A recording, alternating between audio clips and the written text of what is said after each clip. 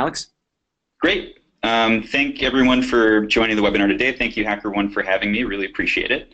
I'm excited to be able to share with you some of the research that Ideas 42 has been working on, applying the lens of behavioral science to challenges in cybersecurity, and specifically addressing the question of why we see executives sometimes underinvesting or misinvesting in cybersecurity issues. So before we go on, I just want to give you a quick intro to Ideas 42. We're a behavioral design nonprofit based in New York City. We use insights from behavioral sciences, so psychology and behavioral economics, to design solutions to some of the world's most pressing human problems. So anywhere where people are making decisions or taking action, we have a thought about what we might be able to do to improve those outcomes. And we work in areas of including cybersecurity, but also in financial management, education, environment, public health, basically everywhere. So looking forward to telling more about that in the future. Today what we're going to cover is we're going to go through a little bit of research that we've done thus far. We're going to dive into why we think that executives might be underinvesting in cybersecurity. We're going to be examining this through the lens of behavioral science, and hopefully we're going to be able to provide you with some actionable steps or ways to think about these problems that you can take back to your firms to help improve or advocate for investment of your senior leadership. Part of this research was conducted as part of a broad project that we did under a grant from the William and Flora Hewlett Foundation. They had us basically turn the lens of behavioral science on many different issues in the area of cybersecurity, including everything from end-user problems to decisions and actions of IT administrators, coders, executives, and even some larger decision-making within the system with respect to things like sharing of information. And so we conducted many, many interviews and read a lot of articles and produced this piece called Deep Thought, which covers not just what I'm going to be talking about today, but the litany of other things that are involved in cybersecurity as well. And before we jump into some of our findings from the research, I just want to give you a quick primer into behavioral science and how we think about human decision making. So classical economic theory believes that people generally make optimal decisions for themselves, that they're rational actors, they're able to integrate information very well and weigh all the costs and benefits of various decision or actions so that they can come out with the best outcome possible. Generally, I would basically say that the classical economist assumes that people are kind of like this guy, Spock, rational, good decision maker, very, very intelligent, able to integrate all this information. Now, I think that all of us could admit that maybe this isn't quite the right way of thinking about people. Some people may actually hold that people are kind of more like this guy, Homer Simpson. A lovable doof, maybe not the most self-control, eats lots of donuts. We'd have to give him a helping hand if we really wanted to make sure that he was making the right decisions and taking the right action for himself. But I would argue that human beings are kind of more like this guy, Brad Pitt with a really gross beard. They sometimes make odd decisions. And what I want to talk to you about today and what I really want to show you is that sometimes the decisions that we see people making have less to do with them and more to do with the context in which those decisions and actions are taking place. So we try to look at what's going on in that context to try to understand what opportunities may exist for building better design and leading people to better decision and action outcomes. So today I'm going to talk about 4 different reasons why we think that executives might be underinvesting in cybersecurity and provide you with some actionable ways that you may be able to address these within your organization. The first problem is really around thinking about risk differently.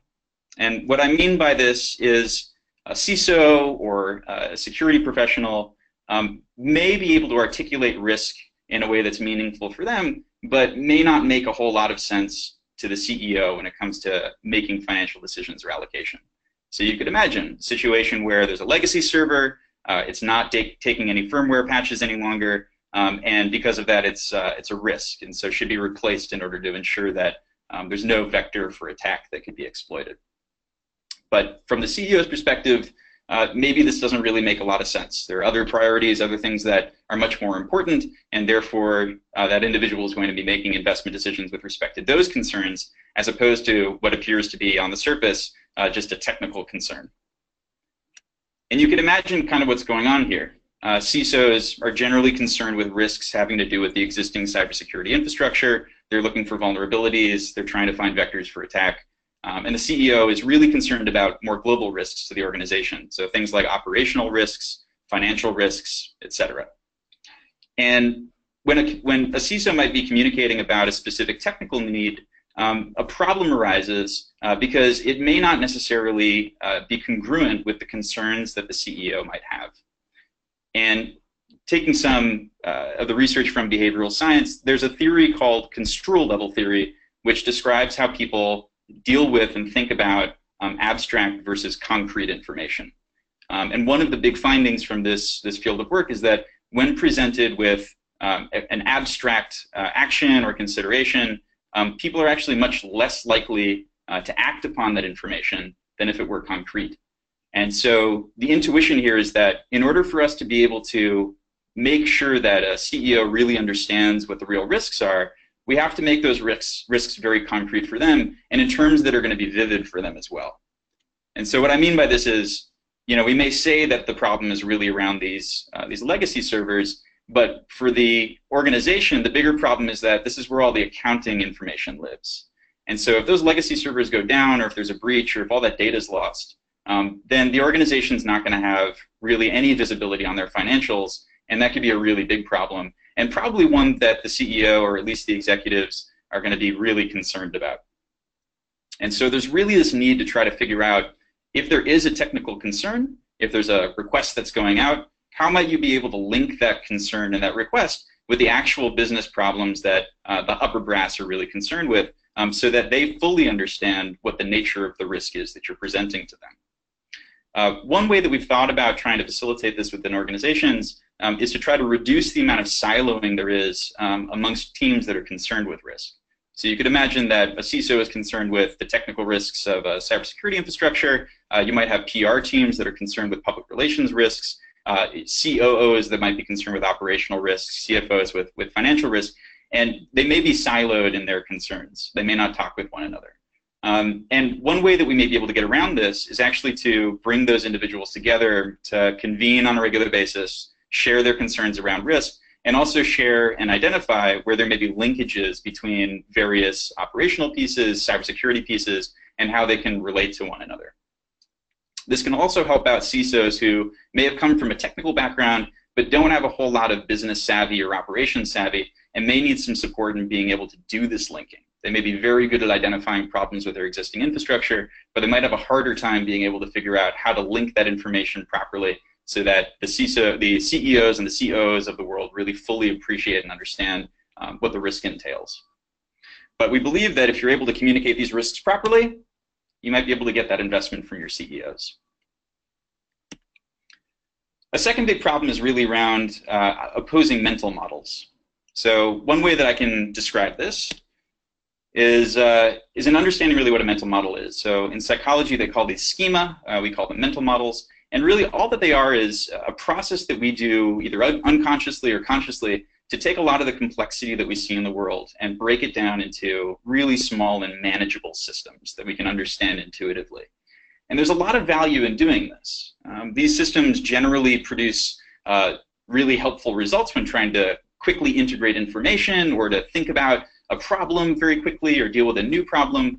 They also help us to make predictions about how if something were to change, what the outcome of that change might look like and what the implications might be for us today, for the future. But one problem with mental models is that they have an issue around influencing attention.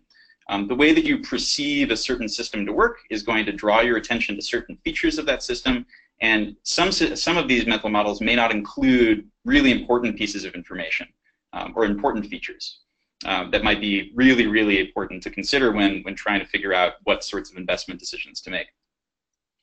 So to describe what I'm saying in maybe more visual terms, a cybersecurity expert might think about cybersecurity as a network risk. Really, there's just a lot of connections, a lot of ways of creating vectors into a specific system, and they're really trying to manage all those things at once.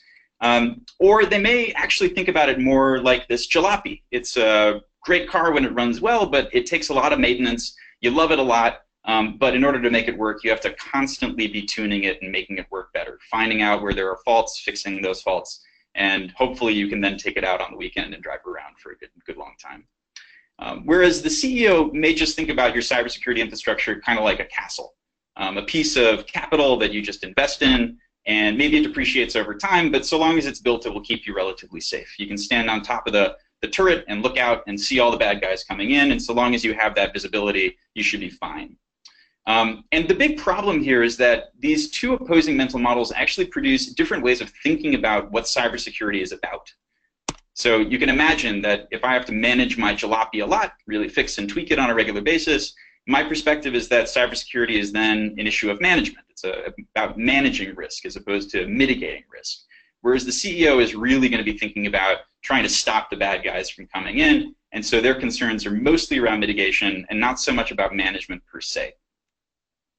And the bigger problem is that this has a lot to do with how we then represent what success looks like. Because if you're mitigating problems, then the question is how many things was I able to stop or avoid? But if you're managing these risks, you may think about this quite differently. So, for instance, you may consider success to be finding lots of vulnerabilities and fixing them. And so one of the suggestions that we've made is to actually have a conversation with the operations team, with the CEO, about trying to define very clear metrics for success within the system that are oriented towards management as opposed to mitigation. And the reason for this is that it helps us to fix the mental model problem. Looking for vulnerabilities and fixing them means that you're focusing no longer on the system itself, but really on the process of managing that system. And it also adds in these other competencies to what the role of CISO or the security team is supposed to be doing on a regular basis. So instead of it just being about detection of an intrusion, it's really about identification and remediation of bugs and other kinds of vulnerabilities that exist within the system. So that we take a process-oriented approach instead of just saying, let's check all the boxes and be done with it.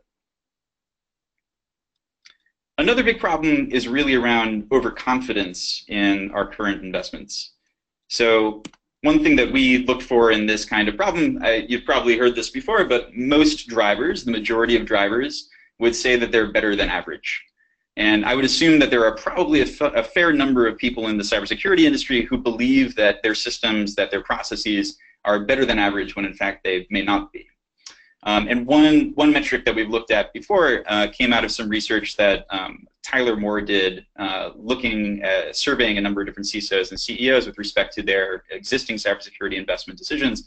And what they found was that 46% of these CISOs believed that their company was investing enough, whereas they only 7% believed that their peers were.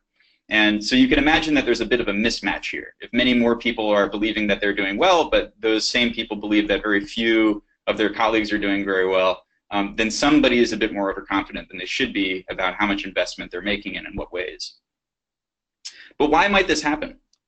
So two big problems. The first is really around standards. Oftentimes when we're presented with a very complicated question, we may try to simplify that question and answer an easier one instead. And in the case of standards, instead of asking how we can make ourselves more secure, we're just really answering the question of whether or not we're compliant. And by checking all of the compliance boxes, we may lull ourselves into a false sense of security. If we're believing that compliance equals security, then I think that we're probably doing something wrong. Another issue is really this context around bad feedback systems, and it relates back to the problem before around how to define better metrics for these systems. So you can imagine that if the only input that you get about the quality of your system is whether or not you've had a breach, then you're going to be waiting until it's far too late to know what you could have done to make it better.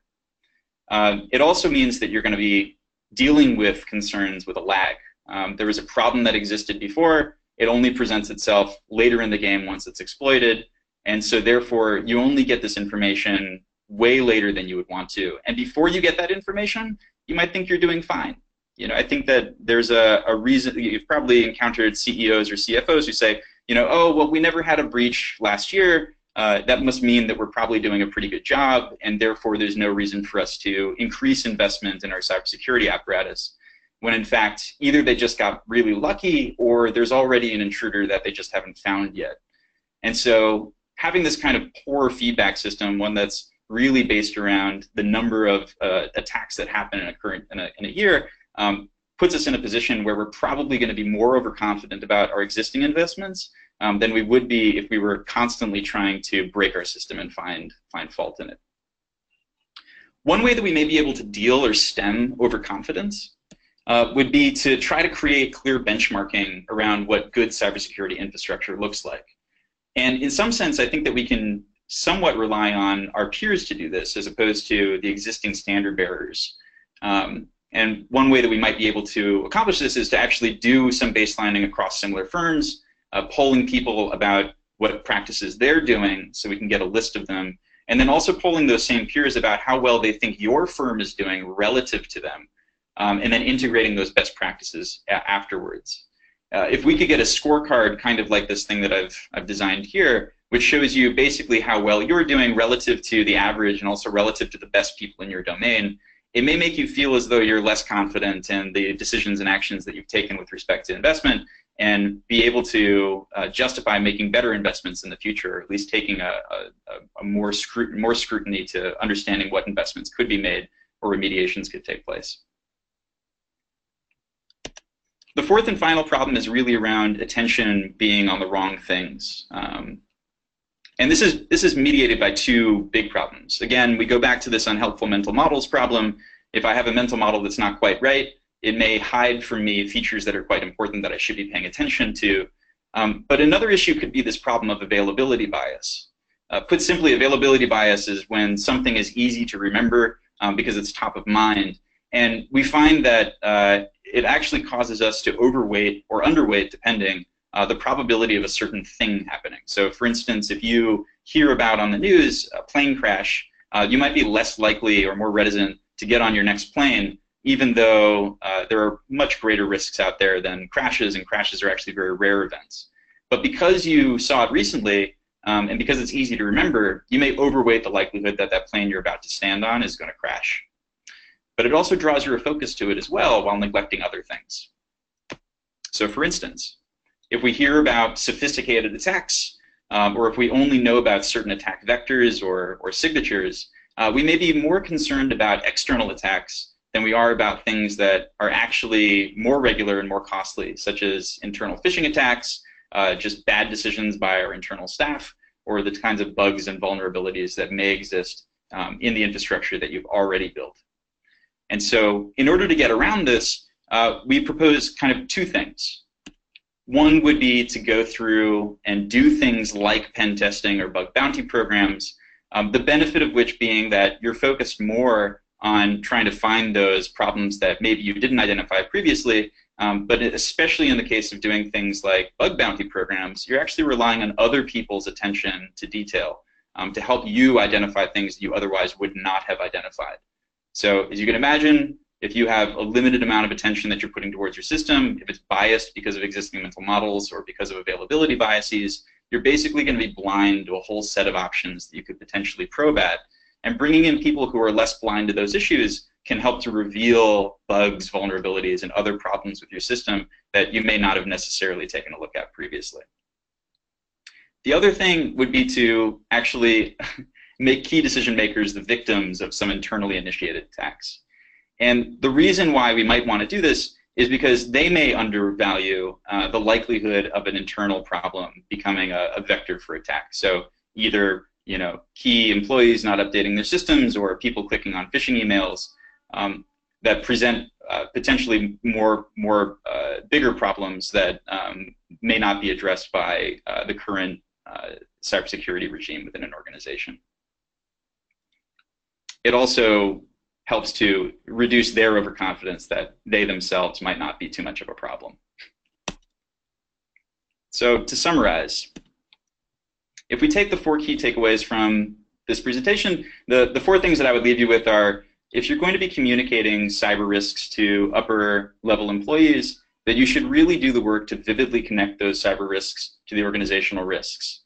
Try to figure out how the operations, financial concerns, public interest concerns may play into this vulnerability you've identified, and articulate those concerns to upper management, because you'll be more likely to speak to their interests and hopefully convince them that the investment is worthwhile. The second is to focus more on process metrics as opposed to outcome metrics to fix executives' mental models about the cyber problems. So instead of worrying about the number of the number of attacks that have occurred in a year or the number of attacks that have been avoided in a year, instead focus on the number of vulnerabilities that you've identified and remediated over that period of time, so that you can constantly be fixing and improving upon the system itself and thinking about the process that you should be putting in place as opposed to the infrastructure.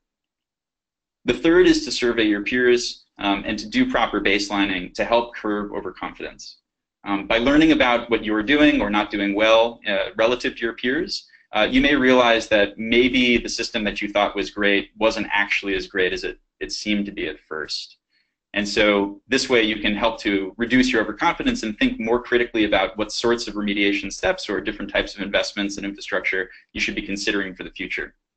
And finally is to break the system and do it with help. We're going to be blind and in the weeds when we're thinking about our own system, and getting others from outside our community or hiring new people to start thinking about ways that they can try to identify vulnerabilities and figure out ways to infiltrate is going to relieve us of having to get outside of our inattention. And hopefully we'll find more bugs this way that we can remediate and build better, safer systems as well.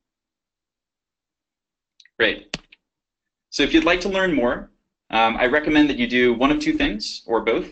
The first would be to go check out Deep Thought. It has a lot of great information about this specific problem, but it also goes very deep into a number of other areas, including phishing, updates, writing code, access permissions, a whole litany of big problems that we think have a strong behavioral component. And finally, if you're interested in learning more about this topic in particular, you can check out an article I wrote for HBR.org called The Behavioral Economics of Why Executives Underinvest in Cybersecurity. So thank you all very much. I'm here to answer any questions that people may have, and if you'd like to reach out to me in particular to ask anything, you have my email. Feel free to reach out.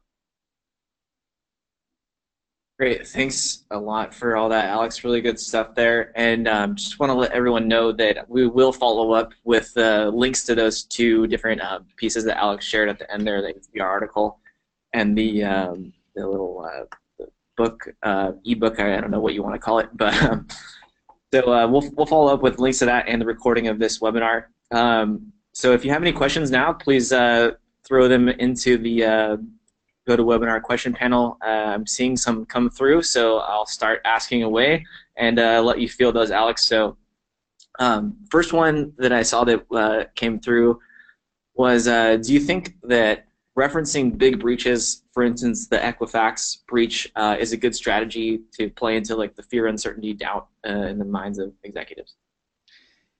Yeah, no, I think that, so going back to this question about availability bias, I think that some of the more public breaches have actually been a huge boon to getting people's attention on the right thing recently. So everything from any of the stunt hacks on cars to the types of big breaches that we've seen in the past year or so have really drawn a lot of attention by not just upper management, but also boards who are now beginning to think really critically about, if they haven't previously, ways that they can improve their cyber infrastructure. I do think, though, that it presents a new problem, which is once you have buy-in, how do you get your senior executives to be focused on the right things? Because these kinds of attacks, while sensational in a lot of respects and really important to consider, are probably not the things that you should be overly concerned with all the time. Daily operations are really going to be oriented towards making sure that your staff are compliant, that they're practicing good cyber hygiene, that patches are being deployed appropriately. And I think that the operational concerns end up being the more important bit that really needs to be emphasized once you get buy-in from that senior leadership. Great. Another question here relates to the surveying peers section you had there. And they were asking if you have anything that you found or done any research that you can point to as like a benchmark or something that you've used in your research that they can also use instead of also like going through the effort of surveying peers, I think. Yeah, so unfortunately not. I think that, as I said, so Tyler Moore, that paper, I can send that around afterwards, Kevin, so you can send it to other folk, had some good, helpful ways that CISOs have been thinking about some of these problems. But I don't think, and I think that this is a problem within the industry generally, there are a lot of different interests and a lot of different silos across cybersecurity, and they talk about a lot of these issues very differently. And I think that there is some need to figure out, like what the common vernacular is going to be around these sort of big questions, and then how we can use that to do proper establishment of benchmarks.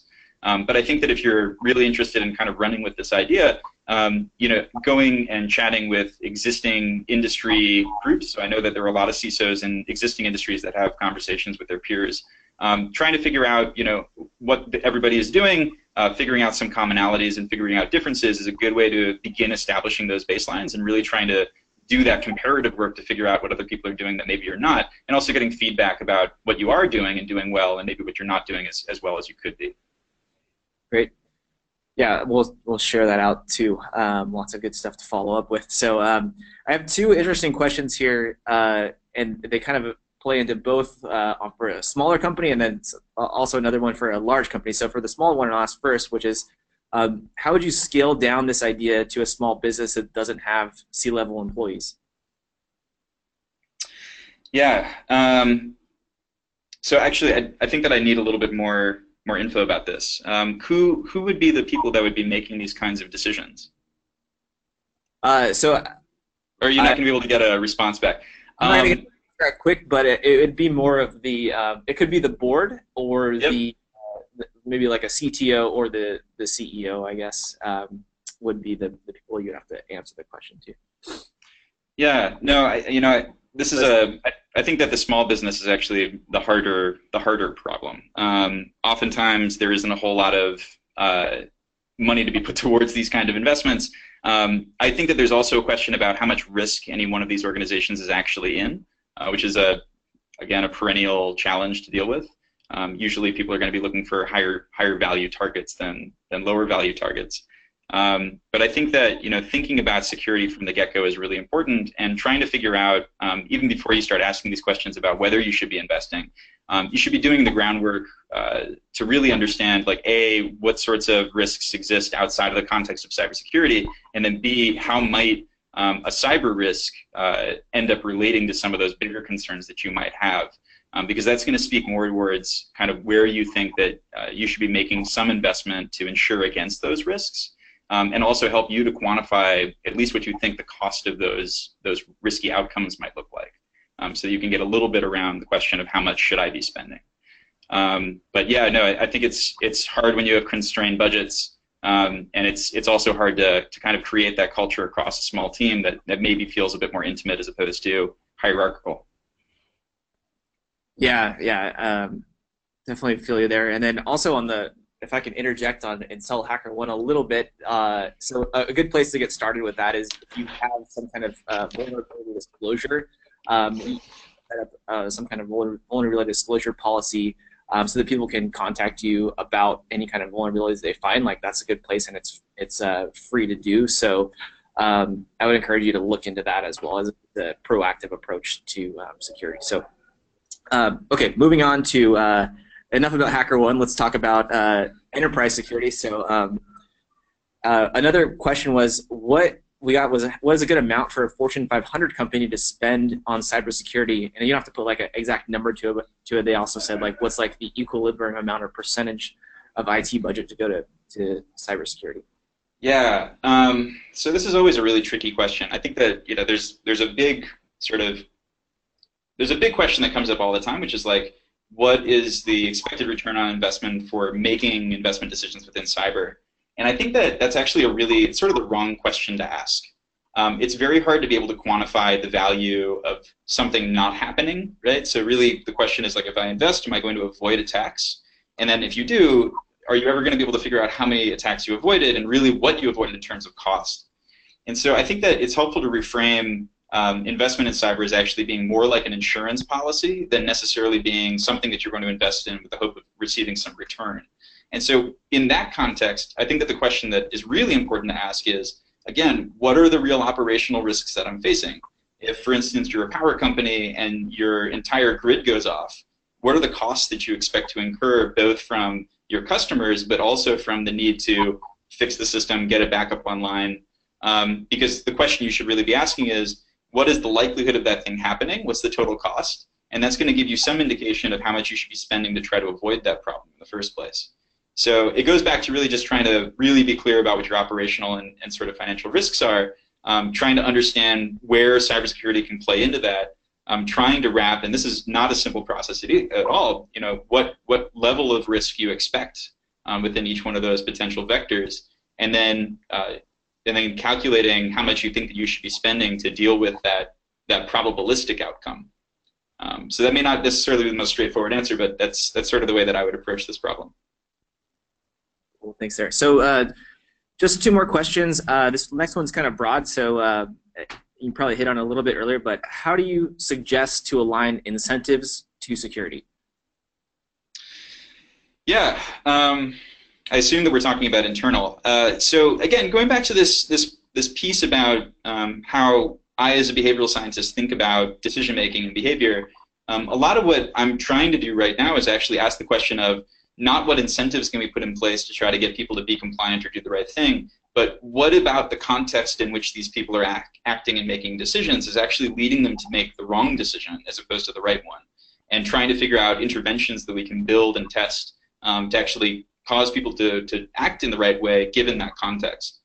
I think that there have been some interesting programs that look at gamification within the context of doing internal phishing, but I really do think that there's this bigger, broader question about what's actually going on in the environment of your workplace, what's going on within the environment that you've created on your computers and in your online systems that's actually going to cause people to be more likely to err as opposed to less likely to err, and what can we then do to fix those problems or design those interventions to get around them.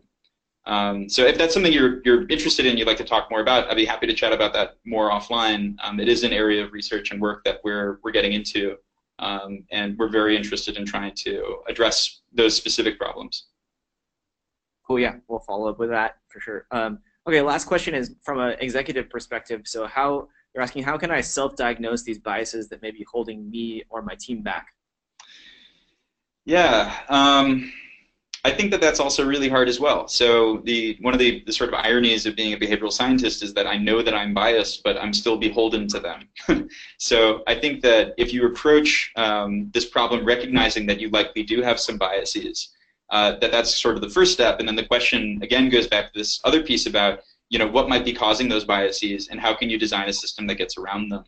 So a lot of what we've tried to discuss today is really trying to figure out ways of getting around one's overconfidence or getting around this availability bias. But I think that if there are ways to recognize that you are probably going to be inattentive to a number of different risks that exist, or if you're overconfident that the system works very well, you should be looking for the right kinds of feedback systems to help debias you. Can you basically, like, if you think the system is great, you would have to develop the null hypothesis that it's not, and then you should do the work to disprove that null hypothesis. Which is why, in the context of thinking about metrics, I was very focused on what are the bugs that exist, as opposed to what have I avoided. Because in finding the bugs, you're going to find what's wrong with the system, as opposed to confirming that it's working well. So I think that that's, again, probably the more important bit. So recognize your biases, try to identify what they might be, and do what you can within the context of your organization to build in some systems to help you debias them. Cool. All right. Well, that sums it up for questions, and we have a couple more 25 minutes left in the hour, so everyone can get some free time back in your hour. I want to thank you so much, Alex, for the presentation and your time. It was really good stuff, and we'll also be sharing the recording and slides and all the links we talked about in a follow-up email probably today, maybe tomorrow at the latest. So thanks, everyone, and thanks, Alex, and have a good one. Bye. Great. Thanks, everyone.